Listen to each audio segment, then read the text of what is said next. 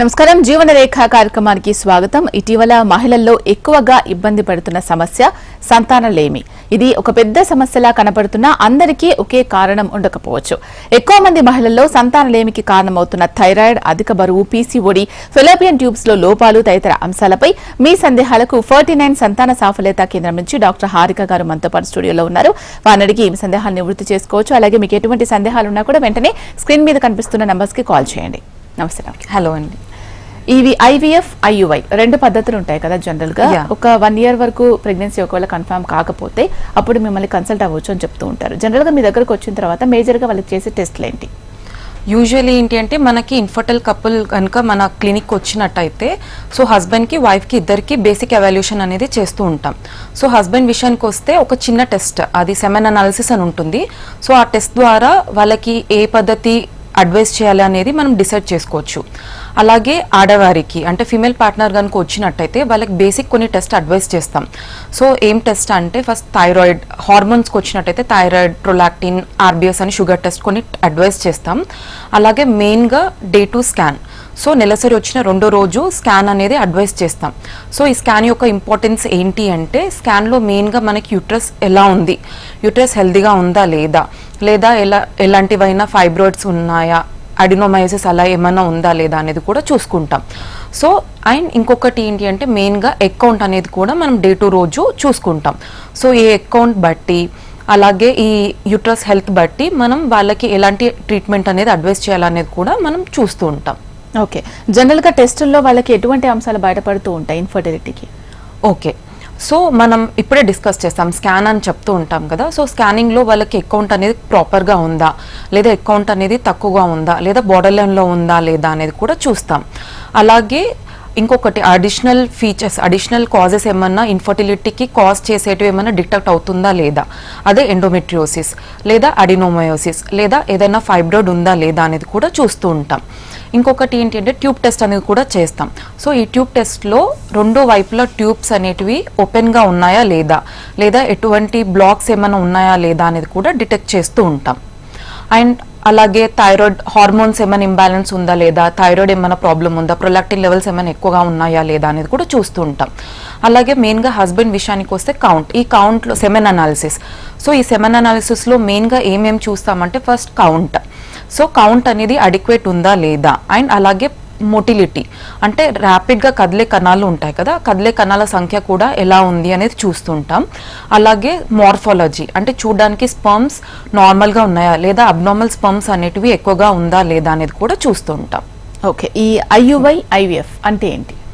So IUI అనేది ఏంటి అంటే ఇంట్రాయూట్రైన్ ఇన్సెమినేషన్ అంటారు. సో ఇది ఐయుఐ అనేది కూడా similar to natural process. So IUI అంటే ఏం చేస్తామంటే సో మనం ఫిమేల్ పార్ట్నర్కి డే 2 స్కాన్ చేసి ఎన్ని ఎగ్స్ ఉన్నాయో చూసుకొని ఎగ్ డెవలప్మెంట్కి మనం ట్రీట్మెంట్ అనేది స్టార్ట్ చేస్తాం.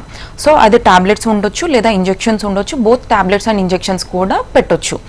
మళ్ళీ వాళ్ళని అరౌండ్ డే 10 కలా పిలుస్తాం. సో డే 10కి పిలిచినప్పుడు స్కానింగ్లో ఎగ్ డెవలప్ అవుతుందా లేదా అనేది చూస్తాం. ఎగ్ డెవలప్ అయింది, ప్రాపర్ సైజ్కి వచ్చింది అన్నప్పుడు మనం ఎగ్ రిలీజ్ అవ్వడానికి ఇంజెక్షన్ పెట్టేసి మళ్ళీ ఒక 36 hours తర్వాత వాళ్ళని రమ్మంటాం. 36 hours తర్వాత వాళ్ళకి స్కానింగ్ చేసినట్టయితే ఎగ్ రిలీజ్ అయింది అని డాక్యుమెంట్ చేశాక వాళ్ళకి ఐయుఐ ప్రాసెస్ అనేది బిగిన్ చేస్తాం. సో ఈ ఐయుఐ ప్రాసెస్ అంటే ఏంటి, సో హస్బెండ్ శాంపుల్ని ఆ రోజు కలెక్ట్ చేసి వాష్ చేసి మంచిగా ఉన్న మొటైల్ స్పర్మ్స్ని ఒక క్యాథెటర్లో లోడ్ చేసి మనమే గర్భసంచి లోపలికి అంటే యూట్రస్ లోపలికి నియర్ టు ద ట్యూబ్ దగ్గరికి రిలీజ్ చేస్తాం. సో ఇంట్రాయూట్రైన్ అంటే గర్భసంచి లోపలికి సెమెన్ అనేది మనం పంపిస్తాం కాబట్టి దీని ఇంట్రాయూట్రైన్ ఇన్సెమినేషన్ అని అంటారు. ఐవిఎఫ్ అంటే ఏంటి? సో ఐవిఎఫ్ అంటే ఏంటి అంటే ఇన్ విట్రో ఫర్టిలైజేషన్. సో బాడీలో ఏమైతే ప్రాసెస్ జరుగుతుందో, సో నార్మల్గా మనకి ట్యూబ్లో ఎగ్ స్పర్మ్ అనేది మీట్ అయ్యి బేబీ అనేది తయారవుతుంది. సో ఈ ప్రాసెస్ని మనం బాడీలో కాకుండా అవుట్ సైడ్ ద బాడీ అంటే ల్యాబ్లో కనుక జరిపినట్టయితే మనం దీన్ని ఐవిఎఫ్ అంటే ఇన్ విట్రో ఫర్టిలైజేషన్ అంటారు.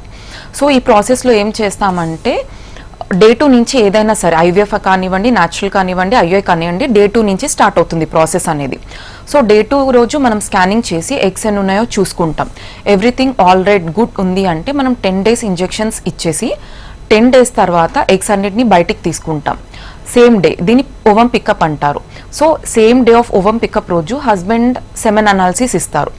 సో మనకి ఎన్నైతే ఎగ్స్ వచ్చాయో అన్ని బెస్ట్ స్పర్మ్స్ని మనం శాంపుల్ నుంచి కలెక్ట్ చేసుకుంటాం. సో ఈచ్ ఎగ్లోకి ఒక్కొక్క స్పర్మ్ని ఇంజెక్ట్ చేసి మనం 5 days వరకు కల్చర్ చేసి బేబీస్ని ఫామ్ చేస్తాం. ఫామ్ అయిన బేబీస్ని మనం ఫ్రీజింగ్లో పెట్టుకొని నెక్స్ట్ మంత్ ఎంబ్రియో ట్రాన్స్ఫర్ అనేది ప్లానింగ్ చేసుకుంటాం.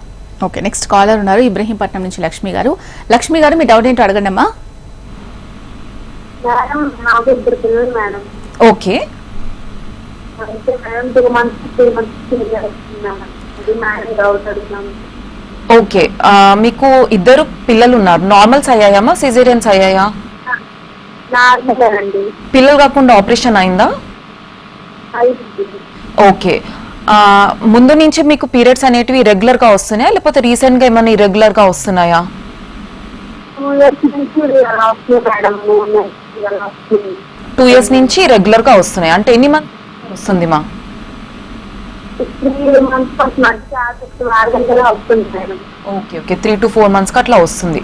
సో ఏంటి అంటే మీకు పీరియడ్స్ అనేటివి రెగ్యులర్ గా వస్తున్నప్పుడు మనం నార్మల్ గా ప్రాబ్లం ఏంటో తెలుసుకోవాలి. ఫస్ట్ థైరాయిడ్ ఇష్యూస్ ఉండొచ్చు, లేదా హార్మోనల్ ఇంబ్యాలెన్స్ అంటే ప్రొలాక్టిన్ కానివ్వండి, ఏదైనా ప్రాబ్లం ఉండొచ్చు. సో బేసిక్గా ఏంటంటే థైరాయిడ్ ప్రొలాక్టిన్ అనే టెస్ట్ చేయించుకోండి. ఒకవేళ మీరు వెయిట్ కనుక ఎక్కువ ఉన్నట్టయితే వెయిట్ లాస్ అవ్వడానికి ట్రై చేయండి. అలాగే మెయిన్ అదర్ కాజెస్ ఏంటి, యానోవ్యులేషన్ అంటే ఏంటి అంటే ఎగ్ డెవలప్ అవ్వకుండా, ఎగ్ రిలీజ్ అవ్వనప్పుడు కూడా మనకి పీరియడ్స్ అనేటివి రెగ్యులర్గా వస్తాయి. సో ఒక స్కానింగ్ చేయించుకోండి. స్కానింగ్లో ఎగ్స్ అనేటివి ప్రాపర్గా ఉన్నాయా, ఎండోమెట్రియం ప్రాపర్గానే ఉందా, పిసిఓడి ప్రాబ్లం ఏమైనా ఉందా లేదా అనేది మనం చూసుకోవాలి. సో అకార్డింగ్లీ మనకి థైరాయిడ్ ఇష్యూ ఉన్నా, ప్రొలాక్టిన్ ఇష్యూ ఉన్నా, లేదంటే స్కానింగ్లో పిసిఓడి అలాంటివి ఏమైనా ఇష్యూ ఉన్నా కానీ దానికి అకార్డింగ్గా మనం ట్రీట్మెంట్ అనేది ప్లాన్ చేసుకోవచ్చు. ఓకే, ఈ ఐవీఎఫ్ అనేది ఎవరికి చేస్తారండి? సో ఐవీఎఫ్ అనేది యూజువలీ మేల్ ఫ్యాక్టర్స్ ఉంటాయి, ఫీమేల్ ఫ్యాక్టర్స్ ఉంటాయి. సో హస్బెండ్ విషయానికి వస్తే కౌంట్ అనేది తక్కువ ఉన్నప్పుడు, అంటే నార్మల్ న్యాచురల్ పద్ధతిలో అయితే మనకు 15 million కౌంట్ అనేది ఉండాలి. సో కౌంట్ అరౌండ్ 10 million కనుక ఉన్నట్టయితే మనం ఐవీఎఫ్ పద్ధతి ద్వారా ప్రెగ్నెన్సీ ప్లాన్ చేసుకోవచ్చు. కౌంట్ కనుక మరీ తక్కువ ఉన్నప్పుడు అంటే less than 8 million, అలాగే కదలే కణాల సంఖ్య ప్రోగ్రెసివ్ మొటిలిటీ అంటారు, ఇది కూడా less than 8% అట్లా ఉన్నప్పుడు మనం యూజువల్లీ ఐవీఎఫ్ అనేది సజెస్ట్ చేస్తాం. అలాగే ఫిమేల్ ఫ్యాక్టర్స్కి వచ్చినట్టయితే main thing age, advanced age. So age increase అయిన కొద్దీ ఏమవుతుంది అంటే ఎగ్ కౌంట్ అనేది తగ్గుతూ ఉంటుంది. సో ఎగ్ కౌంట్ లో ఎంహెచ్ అంటారు. సో ఎగ్ కౌంట్ అనేది తక్కువ ఉన్నప్పుడు, అలాగే ట్యూబ్స్ అంటే బోత్ సైడ్ ట్యూబ్స్ బ్లాక్ ఉన్నప్పుడు, లేదా ఎండోమెట్రియోసిస్. సో ఈ ఎండోమెట్రియోసిస్ వల్ల ఏం జరుగుతుంది అంటే ఎగ్ కౌంట్ అనేది ర్యాపిడ్గా తగ్గుతూ ఉంటుంది. అలాగే ట్యూబ్స్ కూడా బ్లాక్ అవ్వడం, ఇన్ఫర్టిలిటీ సమస్యలు అనేది ఎక్కువగా ఏర్పడుతూ ఉంటాయి. సో అలాగే ఎండోమెట్రియోసిస్ ఉన్న కండిషన్స్లో అండ్ మ్యారేజ్ అయ్యి చాలా ఇయర్స్ అవుతుంది, న్యాచురల్గా ట్రై చేసినా కూడా, ఐయుఐ కూడా ట్రై చేసినా కూడా ప్రెగ్నెన్సీ రాని కండిషన్లో మనం ఐవీఎఫ్ అనేది అడ్వైస్ చేస్తాం. ఇంకా రీజన్స్ వచ్చేసి జెనెటిక్ కండిషన్స్ కానివ్వండి, ఇలాంటి అన్ని కండిషన్స్లో కూడా మనం ఐవీఎఫ్ అనేది అడ్వైస్ చేస్తాం. ఓకే, సంతానలేమి సమస్య ఉన్న ప్రతి వాళ్ళకు కూడా ఐవీఎఫ్ అవసరమే అంటారా? సో ప్రతి ఒక్కరికి ఐవీఎఫ్ అనేది యూజువల్లీ అడ్వైస్ చేయం. సో వాళ్ళ కండిషన్ బట్టి, వాళ్ళ పారామీటర్స్ బట్టి, వాళ్ళ బ్లడ్ టెస్ట్, వాళ్ళ హార్మోనల్ టెస్ట్, వాళ్ళ అన్ని టెస్ట్ బట్టి కూడా మనం డిసైడ్ చేస్తాం. వాళ్ళ మ్యారీడ్ లైఫ్ ఎనీ ఇయర్స్, వాళ్ళకి ఏదైనా ప్రాబ్లం డిటెక్ట్ అయిందా లేదా అనేది చూసుకొని దాన్ని బట్టి వాళ్ళకి న్యాచురల్ పద్ధతి అవసరమా, ఐవీఎఫ్ పద్ధతి అవసరమా, లేదా పెద్ద పద్ధతి అంటే ఐవీఎఫ్ పద్ధతి అనేది అవసరమా అనేది వాళ్ళ కండిషన్ బట్టి డిసైడ్ చేస్తాం. ఓకే, ఐవీఎఫ్ చేయడానికి కూడా ఆ యూట్రస్ కరెక్ట్గా ఉందా లేదా అనేది కూడా తెలుసుకోవడం ఇంపార్టెంటా? అండ్ ఐవీఎఫ్ చేసిన వెంటనే ఫస్ట్ సైకిల్లోనే ప్రెగ్నెన్సీ వస్తుందా? ఓకే, సో ఐవీఎఫ్లో ఫస్ట్ ఏంటి, ఐవీఎఫ్ అనేది మనం ఫస్ట్ ఎగ్స్ కలెక్షన్ ఉన్నప్పుడు మనకి మెయిన్ ఫోకస్ అనేది ఓవరీస్ మీద ఉంటుంది. సో ఎగ్ కౌంట్ ఎంత ఉంది, ఏమైనా సిస్ట్లు ఉన్నాయా లేదా, ఓవరీస్ హెల్దీగా ఉన్నాయా లేదా చూసుకుంటాం. అండ్ అలాగే మనకు బేబీస్ రెడీగా ఉన్నాయి అన్న తర్వాత మనం ఎంబ్రియో ట్రాన్స్ఫర్ అనేది అడ్వైస్ చేస్తాం. సో ఎంబ్రియో ట్రాన్స్ఫర్ అనేది మనం యూట్రస్ లోపలికి మనం బేబీని ట్రాన్స్ఫర్ చేస్తాం. సో యూట్రస్ లోపలికి మనం ట్రాన్స్ఫర్ చేసినప్పుడు యూట్రస్ అనేది హెల్దీగా ఉండాలి అండ్ లైనింగ్ అనేది కూడా ప్రాపర్గా ఉండాలి. సో యూట్రస్లో ఏదైనా ప్రాబ్లమ్స్ ఉన్నాయా అంటే ఫైబ్రాయిడ్స్ ఏమైనా ఉన్నాయా, లేదా గర్భసంచి వాపు అంటే అడినోమయోసిస్ ఏదైనా ఉందా లేదా, అండ్ అలాగే పాలిప్స్ చిన్న చిన్న కంతులు అంటారు కదా, పాలిప్స్ అలాంటివి ఏమైనా ఉన్నాయా లేదా అనేది ప్రయర్గా డిటెక్ట్ చేసి దానికి అకార్డింగ్గా ట్రీట్మెంట్ ఇచ్చాకనే మనం ఎంబ్రియో ట్రాన్స్ఫర్ అనేది ప్లానింగ్ చేసుకుంటూ ఉంటాం. ఓకే, ఐవీఎఫ్ సక్సెస్ రేట్ ఎలా ఉంటుందండి?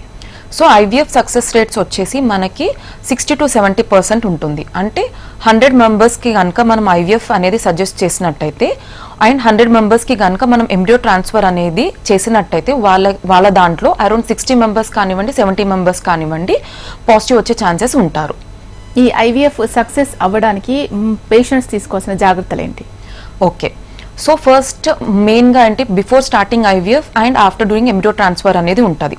సో మెయిన్గా first healthy life style. So వాళ్ళ వెయిట్ అనేది ఆప్టిమల్ కండిషన్స్లో ఉన్నట్టయితే మనకు ఐవీఎఫ్ సక్సెస్ రేట్స్ అనేది బెటర్మెంట్గా ఉంటాయి. సో ఒబేసిటీ అని ఉంటుంది. సో ఫిమేల్ ఒబేసిటీ కానివ్వండి, మేల్ ఒబేసిటీ కానివ్వండి, ఈ రెండు దాంట్లో కూడా మనకి ఇంప్లాంటేషన్ రేట్ అంటే ఫర్టిలైజేషన్ రేట్స్ కానివ్వండి, ఇంప్లాంటేషన్ రేట్స్ అనేటివి ఎఫెక్ట్ అవుతాయి. సో ఆప్టిమల్ బిఎంఐ ఉన్నప్పుడు అంటే 18 to 25 అనేది బిఎంఐ నార్మల్గా మెయింటైన్ చేసుకున్నట్టయితే మనకు ఐవీఎఫ్ సక్సెస్ రేట్స్ బెటర్గా ఉంటాయి. అలాగే హెల్దీ డైట్ తీసుకోవడం వల్ల కూడా మనకి ఎగ్ క్వాలిటీ కానివ్వండి, స్పర్మ్ క్వాలిటీ కానివ్వండి బెటర్గా ఉంటుంది. అలాగే మెయిన్గా మేల్ ఫ్యాక్టర్స్కి వస్తే, మేల్ హస్బెండ్ విషయానికి వస్తే ఆల్కహాల్, స్మోకింగ్ ఇలాంటివి అడిక్షన్స్ ఏమైనా ఉంటే తగ్గించేస్తే ఏంటంటే స్పర్మ్ పారామీటర్స్ బెటర్మెంట్గా అవుతాయి. కాబట్టి మనం బిఫోర్ ప్లానింగ్ ఫర్ ఐవీఎఫ్ ఇవన్నీ కంట్రోల్ చేసుకుంటే ఐవీఎఫ్ సక్సెస్ రేట్స్ అనేటివి బెటర్గా ఉంటాయి. అలాగే మనం ఎంబ్రియో ట్రాన్స్ఫర్ చేసిన తర్వాత కూడా బెటర్మెంట్ సక్సెస్ కోసం మనం ఏంటి అంటే మనం ఏవైతే మెడిసిన్స్ అండ్ ఇంజెక్టబుల్స్ అన్నీ అడ్వైస్ చేస్తామో రెగ్యులర్గా వాళ్ళు తీసుకున్నట్టయితే సక్సెస్ రేట్ బెటర్గా ఉంటుంది. అలాగే స్ట్రెస్ తగ్గించుకోవడం, డైలీ ఎక్సర్సైజ్ ఇలాంటివన్నీ చిన్నవి ఫాలో అవ్వడం వల్ల కూడా మనకి సక్సెస్ రేట్స్ అనేటివి బెటర్గా ఉంటాయి. ఓకే, ఇక్సీ అంటే ఏంటి? ఐవీఎఫ్కి ఇక్సీకి తేడా ఏంటి? ఓకే, సో ఇక్సీ అంటే ఏంటి అంటే ఇంట్రాసైటోప్లాస్మిక్ స్పర్మ్ ఇంజెక్షన్. అంటే ఒక్కొక్క ఎగ్లోకి మనం ఈచ్ స్పర్మ్ని సెలెక్ట్ చేసిన స్పర్మ్ని ఇంజెక్ట్ చేసిన ప్రాసెస్ని మనం ఇక్సీ అంటాం. సో ఐవీఎఫ్ అంటే ఏంటి? మనం ఎగ్ని పికప్ చేసిన తర్వాత స్పర్మ్స్ని కలెక్ట్ చేసుకుంటాం. సో ఒక డిష్లో స్పర్మ్స్ని ఎగ్స్ని వదిలేసేసి నార్మల్గా కల్చర్ చేస్తాం. సో ఈ ప్రాసెస్లో ఏం జరుగుతుంది అంటే మల్టిపుల్ స్పర్మ్స్ ఒక ఎగ్ దగ్గరికి రీచ్ అయ్యి ఒకటే స్పర్మ్ లోపలికి వెళ్తుంది. అదే ఇక్సీ ప్రాసెస్లో ఏం చేస్తామంటే మనమే ఒక స్పర్మ్ని సెలెక్ట్ చేసేసి ఒక ఎగ్లోకి డైరెక్ట్ మనమే తీసుకెళ్ళి ఇంజెక్ట్ చేస్తాం చిన్న నీడిల్ ద్వారా. సో మనం ఈచ్ స్పర్మ్ని సెలెక్ట్ చేసి ఇంజెక్ట్ చేసిన దాన్ని ఇక్సీ అంటారు. ఐవీఎఫ్లో ఏం చేస్తామంటే స్పర్మ్ని ఎగ్ని ఒకటే డిష్లో పెడతాం. సో స్పర్మ్స్ వచ్చేసి ఎగ్తో మీట్ అయ్యి ఒక స్పర్మ్ అనేది ఎగ్ లోపలికి వెళ్తుంది. ఓకే, ఇక్సీ అనే ప్రాసెస్ చాలా రోజుల నుంచి పిల్లల కోసం వెయిట్ చేసి ఎట్ ఏ టైం 2 ప్రెగ్నెన్సీస్ కావాలి అనుకునే వాళ్లకు ఇక్సీ సజెస్ట్ చేస్తారా? అలా వీలవుతుందా? సో ఐవీఎఫ్కి ICSI is nothing but a part of IVF. So embryo transfer అప్పుడు యూజువలీ మనం 2 బేబీస్ని ట్రాన్స్ఫర్ చేస్తాం. సో ఎట్ ఏ టైం అంటే ఈచ్ సైకిల్లో మనం 2 బేబీస్ని ట్రాన్స్ఫర్ చేస్తాం. సో ఈ ట్విన్ ప్రెగ్నెన్సీ ఛాన్సెస్ ఏంటి అంటే మనం పెట్టిన 2 బేబీస్ కనుక ఇంప్లాంట్ అయినట్టయితే ట్విన్ ప్రెగ్నెన్సీ వస్తుంది. లేదా 2 బేబీస్లో సింగిల్ బేబీ ఇంప్లాంట్ అయితే సింగిల్టన్ ప్రెగ్నెన్సీ అంటారు. సో ఈ సింగిల్టన్ ప్రెగ్నెన్సీ ట్విన్స్ రావడం సక్సెస్ రేట్ అనేది డిపెండ్స్ ఆన్ ఎంబ్రియో క్వాలిటీ బట్టి ఉంటుంది అండ్ ఎండోమెట్రియల్ ప్రిపరేషన్ బట్టి ఉంటుంది. ఎండోమెట్రియం యాక్సెప్టివిటీ బాగుండి ఎంబ్రియోస్ రెండు కూడా బాగున్నప్పుడు మనకి ట్విన్ ప్రెగ్నెన్సీ అనే ఛాన్సెస్ ఉండొచ్చు. స్పర్మ్స్ కౌంట్ తక్కువగా ఉన్నప్పుడు ఐవీఎఫ్ చేయొచ్చా? యా, సో స్పర్మ్స్ మనం నార్మల్గా ఇప్పుడే డిస్కస్ చేసాం. స్పర్మ్ కౌంట్ కనుక తక్కువ ఉన్నప్పుడు లైక్ అంటే లెస్ దాన్ 8 మిలియన్ ఉండి కదిలే కణాల సంఖ్య కూడా చాలా తక్కువ ఉన్నప్పుడు అంటే అరౌండ్ లెస్ దాన్ 8% ఉన్నప్పుడు మనం ఐవీఎఫ్ అనేది యూజువల్లీ ప్రిఫర్ చేస్తాం. ఈ ఐవీఎఫ్ ప్రాసెస్లో మనకి ఎన్ని ఎగ్స్ అయితే మనకి వస్తాయో సపోజ్ ఒక 10 ఎగ్స్ వస్తే మనకి 10 స్పర్మ్స్ వరకు సరిపోతుంది.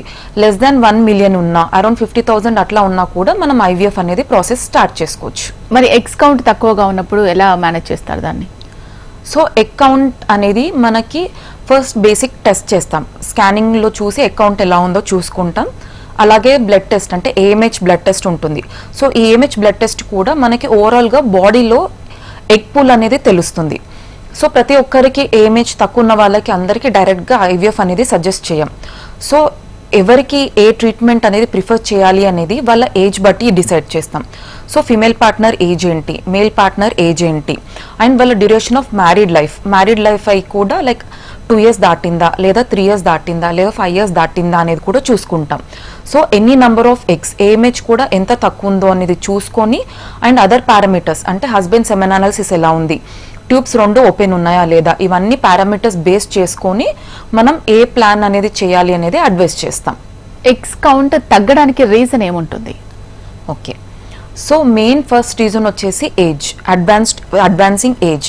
అంటే యూజువలీ మనకి 30 దాటింది అంటే ఎగ్ కౌంట్ అనేది కొద్దిగా తగ్గుతూ ఉంటుంది. అండ్ మోర్ దాన్ 35 దాటింది అంటే gradual decrease in egg count అనేది చూస్తూ ఉంటాం. సో మెయిన్గా 35 క్రాస్ అయిన వాళ్ళకి ఎగ్ కౌంట్ అనేది ర్యాపిడ్గా తగ్గుతూ ఉంటుంది. సెకండ్ రీజన్ వచ్చేసి any kind of infections. Third reason వచ్చేసి జెనెటిక్, జన్యుపరంగా కూడా మనకి ఎగ్ కౌంట్ అనేది త్వరగా ర్యాపిడ్గా తగ్గొచ్చు.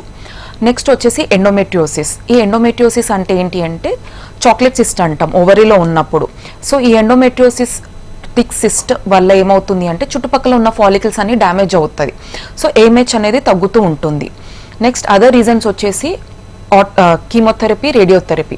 నార్మల్గా కొంతమంది క్యాన్సర్స్ నుంచి సర్వైవ్ అయిన వాళ్ళకి రేడియోథెరపీ, కీమోథెరపీ అనేది అడ్వైస్ చేస్తాం. సో ఈ రేడియోథెరపీ వల్ల, కీమోథెరపీ వల్ల కూడా ఓవరీస్ అనేది డ్యామేజ్ అయ్యి ఓవరీ ఎగ్ కౌంట్ అనేది తగ్గుతూ ఉంటుంది. అలాగే surgeries on ovary, any kind of surgeries అంటే ఓవరీ కంప్లీట్గా తీసేయడం కానివ్వండి, లేదా ఎనీ టైప్ ఆఫ్ సిస్ట్ ఉన్నప్పుడు మనం ఓవరీ మీద సర్జరీ చేసినప్పుడు చుట్టుపక్కల ఉన్న టిష్యూ డ్యామేజ్ అయ్యి కూడా మనకి ఎగ్ కౌంట్ అనేది తగ్గుతూ ఉంటుంది. నెక్స్ట్ అలాగే autoimmune conditions, different kind of autoimmune కండిషన్స్లో కూడా మనకి బాడీలో యాంటీబాడీస్ అనేటివి జనరేట్ అయ్యి ఈ ఎగ్ కౌంట్ మీద యాక్ట్ చేసి ఈ ఎగ్ కౌంట్ అనేటివి డిక్రీజ్ అవుతూ ఉంటాయి. ఈ కౌంట్ ఎగ్స్ది తక్కువగా ఉన్న వాళ్ళలో పెంచడానికి మెడిసిన్ ఏమైనా ఇవ్వాల్సిన అవసరం ఉంటుందా? Okay, so usually egg count అనేది బై బర్త్డే ఫిక్స్ అయి ఉంటుంది. సో మనకి ఓవరాల్ బాడీలో రిజర్వ్ అనేది ఫిక్స్డ్గా ఉంటుంది. అండ్ ప్రతి మంత్ నెల వచ్చిన 2వ రోజు కొన్ని ఎగ్స్ ఆ ఫిక్స్డ్ పూల్ నుంచి కొన్ని ఎగ్స్ అనేటివి రిక్రూట్ అవుతూ ఉంటాయి. మనం ఆ డే 2 ఉన్నప్పుడు ఎగ్స్ని రిక్రూట్ చేయడం అనేది ఇంక్రీజ్ చేయొచ్చు, కానీ ఓవరాల్గా బాడీలో ఉన్న ఎగ్ కౌంట్ అనేది ఇంక్రీజ్ చేయడానికి రాదు. సో యూజువలీ మనం ఐవీఎఫ్కి వెళ్ళినప్పుడు ఏంటి, మన మెయిన్ ఎయిమ్ ఏంటి అంటే ఎక్కువ నెంబర్ ఆఫ్ ఎగ్స్ రావడం అండ్ ఎక్కువ నెంబర్ ఆఫ్ బేబీస్ రావడం. సో ఆ పర్టికులర్ పీరియడ్ ఆఫ్ టైంలో మనం కొన్ని అడ్జువెంట్స్ అంటే కొన్ని సప్లిమెంట్స్ ఇచ్చేసి ఆ ఓవరాల్ బాడీ పూల్ నుంచి కొన్ని ఎగ్స్ అంటే ఆ డే 2కి రిక్రూట్మెంట్ అనేది ఇంక్రీజ్ చేయొచ్చు. బట్ అలానే కానీ ఓవరాల్ బాడీలో ఉన్న ఎగ్ కౌంట్ అనేది ఇంక్రీజ్ చేయడానికి ఎలాంటి ట్రీట్మెంట్ అట్లా ఉండదు. ఓకే, ఎగ్ డొనేషన్ అంటే ఏంటండి? సో ఎగ్ డొనేషన్ అంటే ఏంటి అంటే, సో ఎగ్ కౌంట్ చాలా తక్కువ ఉన్నప్పుడు లేదా ఏదైనా జెనెటిక్ సమస్య, ఆడవారు ఏమైనా జెనెటిక్ సమస్యతో బాధపడుతున్నప్పుడు వాళ్ళకి ప్రెగ్నెన్సీ అనేది కావాలి అన్నప్పుడు యూజువలీ మనం డోనార్ ఎగ్ అనేది సజెస్ట్ చేస్తాం. సో యూజువలీ ఒక 40 years దాటిన వాళ్ళకి లేదా రికరెంట్ ప్రెగ్నెన్సీ వచ్చి కూడా చాలా వరకు అబార్షన్స్ అవుతున్నప్పుడు అండ్ వాళ్ళకి జెనెటిక్గా ఏదైనా ప్రాబ్లం ఉన్నప్పుడు మనం డోనార్ ఎగ్ అనేది సజెస్ట్ చేస్తాం. సో ఈ డోనార్ ఎగ్ అంటే ఏంటి అంటే, సో డోనార్ నుంచి మనం ఒక ఎంగేజ్ వాళ్ళని సెలెక్ట్ చేసుకుంటాం. ఎంగేజ్ వాళ్ళని సెలెక్ట్ చేసుకొని వాళ్ళ నుంచి ఎగ్స్ కలెక్ట్ చేసి హస్బెండ్ నుంచి స్పర్మ్ని తీసేసుకొని ఎగ్ని స్పర్మ్ని మిక్స్ చేసి బేబీని తయారు చేసి తయారైన బేబీని పేషెంట్ యొక్క యూట్రస్లోకి ట్రాన్స్ఫర్ చేస్తాం. సో దీని డోనార్ ఎగ్ నుంచి ఎగ్స్ని తీసుకోవడం. ఓకే, ఎగ్ ఫ్రీజింగ్ అంటే ఏంటి? సో ఎగ్ ఫ్రీజింగ్ అంటే ఏంటి అంటే, మనకి ఇప్పుడు నార్మల్గా ఐవీఎఫ్లో ఏంటి ఎగ్స్ అన్ని పికప్ చేసుకుంటాం. సో అలాగే సో ఎగ్ ఫ్రీజింగ్ అనేది అన్మ్యారీడ్లో చేసుకోవచ్చు, మ్యారీడ్లో కూడా చేసుకోవచ్చు. సో అన్మ్యారీడ్లో యూజువల్ ఎవరికి చేస్తామంటే కొంతమంది లైక్ క్యాన్సర్ అనేది డిటెక్ట్ అవుతుంది. సో ఫర్దర్గా వాళ్ళు రేడియోథెరపీ కానివ్వండి, కీమోథెరపీ అండర్గో అవ్వాలి. సో ఈ రేడియోథెరపీ, కీమోథెరపీ వల్ల ఏం జరుగుతుంది అంటే ఓవరీస్ అన్నీ డ్యామేజ్ అయ్యి మనకి ఎగ్ కౌంట్ అనేది మొత్తం తగ్గిపోతుంది. సో అలాంటప్పుడు వాళ్ళు రేడియోథెరపీ, కీమోథెరపీ ప్రాసెస్కి వెళ్ళే ముందు ఎగ్స్ని ఫ్రీజ్ చేసుకుంటారు. సో ఎగ్ ఫ్రీజింగ్ అంటే ఏంటి, సేమ్ ఇలానే డే 2కి వస్తారు. డే 2కి వచ్చినప్పుడు స్కానింగ్ చేసేసుకొని ఎన్ని ఎగ్స్ ఉన్నాయో చూసుకొని 10 days ఇంజెక్షన్స్ ఇచ్చేసి 10 days తర్వాత మనకి ఎన్నైతే ఎగ్స్ వస్తాయో అన్ని ఎగ్స్ని తీసుకొని కలెక్ట్ చేసుకొని వాటిని ఫ్రీజింగ్ పెట్టుకుంటాం.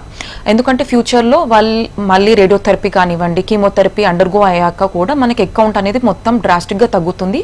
అలాగే ఓవరీస్ అనేటివి కంప్లీట్గా డ్యామేజ్ అవుతాయి. కాబట్టి ఫ్యూచర్ రిప్రొడక్టివ్ ఫంక్షన్ మెయింటెనెన్స్ కోసం మనం ఎగ్స్ అనేటివి ఫ్రీజింగ్ చేసుకుంటాం. అలాగే నార్మల్ మ్యారీడ్ కపుల్కి కూడా ఏం జరుగుతుంది అంటే, కొన్నిసార్లు ఎగ్ పికప్ చేసుకున్నాక కూడా మనకి స్పర్మ్స్ అనేవి హస్బెండ్ శాంపుల్ ఇస్తారు. సో హస్బెండ్ శాంపుల్ ప్రాబ్లం ఉండడం వల్ల లేదా హస్బెండ్కి ఎనీ ప్రాసెస్ సర్జరీ, చిన్న సర్జరీ చేసి కూడా మనకి స్పర్మ్స్ని తీసినప్పుడు స్పర్మ్స్ అనేటివి రాకపోతే కూడా మనం ఎగ్స్ అనేటివి ఫ్రీజింగ్ చేసుకోవచ్చు. ఈ ఎగ్ డోనర్స్కి సంబంధించి డోనర్ని మనమే తెచ్చుకోవచ్చా ఇన్ కేస్ వాళ్ళకి ఏదైనా ప్రాబ్లమ్స్ ఉన్నప్పుడు? లేదు వాళ్ళు హెల్దీగానే ఉన్నారా లేదా అనేది ఎలా తెలుస్తుంది? ఓకే, సో యూజువలీ మనకేంటి అంటే ఎగ్ డోనార్స్ అనేటివి మన రూల్ ART లా ప్రకారం డోనార్ బ్యాంక్ అనేది ప్రొవైడ్ చేస్తారు. సో డోనార్ బ్యాంక్ నుంచి మనకి డోనార్స్ని సెలెక్ట్ చేసేసి మన దగ్గరికి పంపిస్తారు నార్మల్గా. సో స్టిమ్యులేషన్ అనేది మనం వాళ్ళని చూసుకొని వాళ్ళ స్కానింగ్ చూసుకొని ఎవ్రీథింగ్ గుడ్ ఉంది అంటే మనం స్టార్ట్ చేసుకోవచ్చు ప్రాసెస్ అనేది. అండ్ యూజువలీ కూడా వీళ్ళు డోనార్ హెల్దీయా అన్హెల్దీయా అనేది ఎలా చూస్తామంటే ఎంగేజ్ వాళ్ళని ప్రిఫర్ చేస్తాం. సో లెస్ దాన్ 35 ఇయర్స్ ఉన్న వాళ్ళని మనం డోనార్ లాగా సెలెక్ట్ చేస్తాం. అలాగే వాళ్ళకి ఆల్రెడీ ఒక హెల్దీ బేబీ ఉండాలి. అండ్ జెనెటిక్ పరంగా కానీ వాళ్ళ ఫ్యామిలీ హిస్టరీ కానీ ఏది అన్ని నెగిటివ్ ఉన్నప్పుడే మనం వాళ్ళని సెలెక్ట్ చేసి వాళ్ళని స్టిమ్యులేట్ అనేది చేస్తాం. ఈ ఐయుఐ ప్రాసెస్ కి ఐవీఎఫ్ ప్రాసెస్ కి ఎంత టైం పడుతుంది? చాలా డిస్ట్రిక్ట్ల నుంచి వచ్చి కూడా ఐవీఎఫ్ ఐయుఐ చేయించుకునే వాళ్ళు ఉంటూ ఉంటారు. వాళ్ళు ఇన్ పేషెంట్ ఉండాల్సిన అవసరం ఉంటుందా? ఓకే, ఐఏ ప్రాసెస్ అనేది 1 month ప్రాసెస్. సో వాళ్ళు డే 2కి వస్తారు, 10 days తర్వాత స్కానింగ్ చేస్తాం, ఎగ్ రిలీజ్ అవ్వడానికి ఇంజెక్షన్ పెట్టేసి ఎగ్ రిలీజ్ అయింది అన్నాక మనం ఐఏ ప్రాసెస్ అనేది చేస్తాం. సో అరౌండ్ 12 to 15 days మధ్యలో ఐఏ ప్రాసెస్ అనేది జరుగుతుంది. అండ్ ఐవీఎఫ్ అనేది ఏంటి అంటే డే 2 ప్రాసెస్ సేమ్. డే 2 రోజు ఇంజెక్షన్ స్టార్ట్ చేసాం, 10 days తర్వాత మనకి ఎగ్ పికప్ అనేది చేసుకుంటాం. సో ఈ 10 days పీరియడ్ ఏదైతే ఉంటుందో వాళ్ళు 10 days డైలీ ఇంజెక్షన్స్ తీసుకోవాల్సిన అవసరం ఉంటుంది. సో ఈ 10 days కోసం ఏంటి అంటే కొంచెం దూరం ఉన్న వాళ్ళు ఏంటి అంటే నియర్ బై హాస్టల్ ఉండడం అలా ఉండేసి ఇంజెక్షన్స్ అనేది తీసుకోవచ్చు. అలానే కానీ కంపల్సరీ హాస్పిటల్లో అడ్మిట్ అయి ఉండాల్సిన అవసరం అయితే లేదు. అండ్ వన్ మోర్ థింగ్ ఏంటి అంటే మనకి ఎగ్ పికప్ అనేది ఒక 15 daysలో ప్రాసెస్లో జరిగిపోతుంది. ఎంబ్రియో ట్రాన్స్ఫర్ అనేది ఏం జరుగుతుంది అంటే నెక్స్ట్ మంత్ తనకు లైనింగ్ బట్టి డిపెండ్ అవుతుంది. కొంతమందికి విత్ ఇన్ నెక్స్ట్ మంతే లైనింగ్ బాగా వచ్చినప్పుడు మనం ఎంబ్రియో ట్రాన్స్ఫర్ అనేది ప్రాసెస్ స్టార్ట్ చేసుకోవచ్చు. కొంతమందికి 2 months పడుతుంది, కొంతమందికి 3 months పడుతుంది. సో ఇది డిపెండ్స్ ఆన్ ఎండోమెట్రియం ప్రిపరేషన్ బట్టి వాళ్ళ ప్యాటర్న్ బట్టి ఇవన్నిటి బట్టి డిసైడ్ అవుతుంది. కొంతమందిలో జనరల్ గా స్ట్రెస్ హార్మోన్స్ రిలీజ్ అవ్వడం వల్ల కూడా ప్రెగ్నెన్సీ రాకపోవడానికి రీజన్ అవుతుందని చెప్తూ ఉంటారు. ఒకవేళ ఐయుఐ ఐవీఎఫ్ ప్లాన్ చేసుకునే ఫీమేల్స్ లో వర్కింగ్ అనుకోండి, వాళ్ళు ఐయుఐ ఐవీఎఫ్ చేయించుకునేటప్పుడు వర్క్ మానేయాల్సిన అవసరం ఉంటుందా? సో ఐయుఐ కానివ్వండి ఐవీఎఫ్ కానివ్వండి మేము ఎలాంటి రెస్ట్రిక్షన్స్ అడ్వైస్ చేయం. సో యూజువల్లీ ఐయుఐ అనేది similar to natural pregnancy. IUI ఒక్కరోజు చేసిన ప్రాసెస్ వరకు మాత్రమే ఒక హాఫ్ డే లీవ్ పెట్టుకుంటే సరిపోతుంది. And immediately after IUI process కూడా ఒక 15-20 minutes తర్వాత వాళ్ళ నార్మల్ రొటీన్ యాక్టివిటీ అనేది రెజ్యూమ్ చేసుకోవచ్చు. In case if they are working అయితే మళ్ళీ వాళ్ళు ఆఫీస్కి వెళ్ళి కూడా జాయిన్ అవ్వచ్చు. ఎలాంటి రెస్ట్రిక్షన్స్ అయితే ఉండవు. అండ్ ఐయుఐ ప్రాసెస్ అయిపోయిన తర్వాత కూడా వాళ్ళకి యూజువల్లీ మనం బెడ్ రెస్ట్ అనేది సజెస్ట్ చేయం. వాళ్ళు రొటీన్ యాక్టివిటీ ఏదైతే చేసుకుంటారో హోమ్ యాక్టివిటీస్ కానివ్వండి లేదా వాళ్ళు ఆఫీస్కి వెళ్ళినట్టయితే ఆఫీస్ యాక్టివిటీస్ అన్నీ కూడా కామన్గా ప్రయర్గా ఎలా పర్ఫామ్ చేస్తారో అలానే అన్ని యాక్టివిటీస్ కూడా పర్ఫామ్ చేసుకోవచ్చు. అండ్ ఐవీఎఫ్ విషయానికి వస్తే ఈ 10 days పీరియడ్ మనం ఇంజెక్షన్స్ తీసుకుంటాం కదా, సో అలాంటి టైంలో కూడా ఎక్కువ ఫిజికల్ స్ట్రెయిన్ అవ్వద్దు. ఎందుకంటే ఓవరీస్ అనేటివి మనకి ఎగ్ డెవలప్మెంట్ వల్ల ఓవరీస్ అనేటివి బల్కీగా అంటే పెద్దగా స్ట్రెచ్ అవుతూ ఉంటాయి. సో కొంచెం పెయిన్ అలాంటివి సిమ్టమ్స్ అనేటివి కామన్గా అబ్జర్వ్ చేస్తూ ఉంటాం. సో ఇలాంటి కండిషన్స్లో ఎక్కువ పొట్ట మీద ప్రెషర్ పడేటివి పనులు అవాయిడ్ చేయమని చెప్తాం. అలా అంతేకాని కంప్లీట్ బెడ్ రెస్ట్ అండ్ హాస్పిటల్కి కానివ్వండి లైక్ జనరల్గా వాళ్ళు ఏదైతే ఆఫీస్కి వెళ్తారో అవన్నీ కూడా యాక్టివిటీస్ అన్నీ రెజ్యూమ్ చేసుకోవచ్చు. And even after embryo transfer తర్వాత కూడా వాళ్ళు రొటీన్ యాక్టివిటీస్ అన్నీ కూడా రెగ్యులర్గా చేసుకోవచ్చు. ఓకే, ఈ ఐయుఐ కానీ ఐవీఎఫ్ కానీ ఎన్ని మంత్స్ వరకు అంటే ఎన్నిసార్లు మనం ట్రై చేయొచ్చు? సో ఐఏ యూజువల్లీ ఏంటి అంటే మనం 3 to 6 cycles వరకు ట్రై చేసుకోవచ్చు. సో ఒకవేళ వాళ్ళకి 3 cycles ఆఫ్ ఐఏ తర్వాత కూడా సక్సెస్ రేట్ అనేది యూజువల్లీ మనం చూడనట్టయితే అంటే ప్రెగ్నెన్సీ అనేది ఒక్కసారి కూడా ఆఫ్టర్ 3 cycles ఆఫ్ ఐఏ కూడా రానట్టయితే వాళ్ళకి rather than going for I A మనం వాళ్ళ కండిషన్ బట్టి పేషెంట్ కండిషన్ బట్టి మనం ఐదర్ ఐవీఎఫ్ కన్నా సజెస్ట్ చేయొచ్చు, లేదంటే ఏదైనా లాప్రోస్కోపీ అవసరమా లేదా అలా కూడా మనం పేషెంట్ కండిషన్ బట్టి డిసైడ్ చేస్తాం. అండ్ ఐవీఎఫ్ విషయానికి వస్తే ఐవీఎఫ్ పర్టికులర్లీ ఓన్లీ ఇన్ని టైమ్స్ ఇన్నిసార్లే ఎంబ్రియో ట్రాన్స్ఫర్ అన్నట్టు ఏమి ఉండదు. యూజువల్లీ మనకి నంబర్ ఆఫ్ ఎంబ్రియోస్ బట్టి కూడా మనం ఎంబ్రియో ట్రాన్స్ఫర్స్ అనేది డిసైడ్ చేస్తాం. సపోజ్ వాళ్ళకి ఎంబ్రియోస్ ఒక 6 ఎంబ్రియోస్ ఉన్నాయంటే 3 times మనం ట్రాన్స్ఫర్ అనేది ప్లాన్ చేసుకోవచ్చు. ఫస్ట్ సైకిల్లో కనుక వాళ్ళకి ఓన్లీ 2 babies వచ్చేసి ఎంబ్రియో ట్రాన్స్ఫర్ అనేది ఫెయిల్ అయింది అనుకోండి, నెక్స్ట్ ఇమీడియట్ సైకిల్ కూడా మళ్ళీ 1 cycle ఆర్ 2 cycles అలా కూడా వాళ్ళు ఐవీఎఫ్కి వెళ్ళొచ్చు. ఈ ఐయుఐ ప్రాసెస్లో ఐవీఎఫ్ ప్రాసెస్లో కూడా కన్సీవ్ అవ్వకపోతే నెక్స్ట్ ప్రాసెస్ ఏముంటుంది? సో యూజువల్లీ ఏంటి అంటే మనకి ఓవరాల్గా 3 methods ఉంటాయి. Natural method, IUI method, IVF method. So each మెథడ్కి సక్సెస్ రేట్స్ అనేవి డిఫరెంట్ ఉంటాయి. న్యాచురల్ మెథడ్కి 8% ఉంటుంది, ఐయుఐకి అరౌండ్ 10 to 15% ఉంటుంది, అలాగే ఐవీఎఫ్కి వచ్చేసరికి 60 to 70% ఉంటుంది. సో పేషెంట్ కండిషన్ బట్టి మనం ఎవరికి ఏ మెథడ్ అనేది ప్రిఫర్ చేయాలనేది వాళ్ళ కండిషన్ బట్టి డిసైడ్ చేస్తాం. ఇన్ కేస్ వాళ్ళకి న్యాచురల్ ప్రెగ్నెన్సీ రానప్పుడు ఐవీఎఫ్ ప్రెగ్నెన్సీ అడ్వైస్ చేస్తాం. ఐఐ కూడా నెగిటివ్ వచ్చింది అంటే మనం ఐవీఎఫ్ అనేది ప్లాన్ చేస్తాం. ఇన్ కేస్ వాళ్ళకి ఐవీఎఫ్లో కూడా నెగిటివ్ వచ్చింది అంటే వాళ్ళు సెకండ్ సైకిల్ ఆఫ్ ఐవీఎఫ్కి వెళ్ళొచ్చు, లేదా బ్రేక్ తీసుకొని కూడా మళ్ళీ న్యాచురల్ ఐఐ కూడా ట్రై చేసుకోవచ్చు. డెఫినెట్లీ ఐవీఎఫ్కి వెళ్ళిన వాళ్ళు మళ్ళీ కంపల్సరీ ఐవీఎఫ్కి వెళ్ళాల్సిన అవసరం అయితే మేము యూజువలీ సజెస్ట్ చేయం, అన్లెస్ అండ్ అంటిల్ వాళ్ళు కంపల్సరీ ఐవీఎఫ్ ఇండికేషన్ ఉంటే తప్పితే. సపోజ్ సెల్ఫ్ గ్యామెట్స్తోని అంటే లైక్ సేమ్ ఎగ్స్తోని నెగిటివ్ వచ్చింది అంటే డోనర్ ఆప్షన్ అలా కూడా మనం బెటర్మెంట్ ఆప్షన్ కోసం ఏది బెటర్ ఉంది అంటే వాళ్ళకి దాన్ని బట్టి అడ్వాన్స్ ప్రాసెస్ అనేది సజెస్ట్ చేస్తూ ఉంటాం. Okay, IUI IVF success rate person variation ఉంటూ ఉంటుంది. మరి దాంట్లో అవ్వకపోవడానికి రీజన్స్ ఏమైనా ఉంటాయా? Okay, so IUI coming to IUI ఏంటి, మనం సక్సెస్ రేట్స్ చెప్పుకున్నాం. సో అరౌండ్ 10 to 15% సక్సెస్ ఉంటుంది. సో ఈ 10 to 15% సక్సెస్ ఎందుకు ఉంటుంది అండ్ రిమైనింగ్ 80% ఎందుకు చెప్పామంటే, సో యూజువలీ మనం ఎగ్ అనేది రిలీజ్ అవుతుందా లేదా చూసుకుంటాం. బట్ రిలీజ్ అయిన ఎగ్ మెచ్యూరా కాదా అనేది మనకి స్కానింగ్లో డిటెక్ట్ అవ్వద్దు. అలాగే స్పర్మ్ కూడా మనం లోపలికి ఇంజెక్ట్ చేస్తాం, బట్ అల్టిమేట్గా స్పర్మ్ వెళ్ళి లోపల ఎగ్తో మీట్ అవుతుందా లేదా కూడా తెలియదు. సో మెచ్యూర్ ఎగ్గా కాదా తెలియదు, స్పర్మ్ వెళ్ళి ఎగ్తో మీట్ అవుతుందా లేదా కూడా తెలియదు. ట్యూబ్ ఓపెన్ ఉన్నప్పటికీ కూడా ట్యూబ్ ఫంక్షనింగ్ అనేది ప్రాపర్గా ఉందా లేదా కూడా తెలియదు. ఇవన్నీ ఇంటర్నల్గా అంటే ఆడవారి బాడీలో జరిగే ప్రాసెస్. సో ఇవన్నీ కూడా మనకి ఇంటర్నల్గా జరుగుతాయి, బయటికి తెలియదు. కాబట్టి మనం సక్సెస్ రేట్ వచ్చేసి 10 to 15% అని చెప్తాం. ఓకే, అలాగే ఐవీఎఫ్లో 60 to 70%. సో మనం ఎగ్ని బయటికి తీస్తాం, స్పర్మ్ని బయటికి తీస్తాం. సో క్వాలిటీ మనకు తెలుస్తుంది. అండ్ బేబీ కూడా మనం బయట తయారు చేస్తాం కాబట్టి సక్సెస్ రేట్ వచ్చేసి మనకి 60% అని చెప్తాం. Okay, right. ఇన్ఫర్టిలిటీకి సంబంధించి ఎన్నో విషయాలు మాకు తెలియజేశారండి. Thank you so much. Thank you. ఇది వాళ్ళ జీవన రేఖ. చూస్తూనే ఉండండి HM TV. నమస్తే.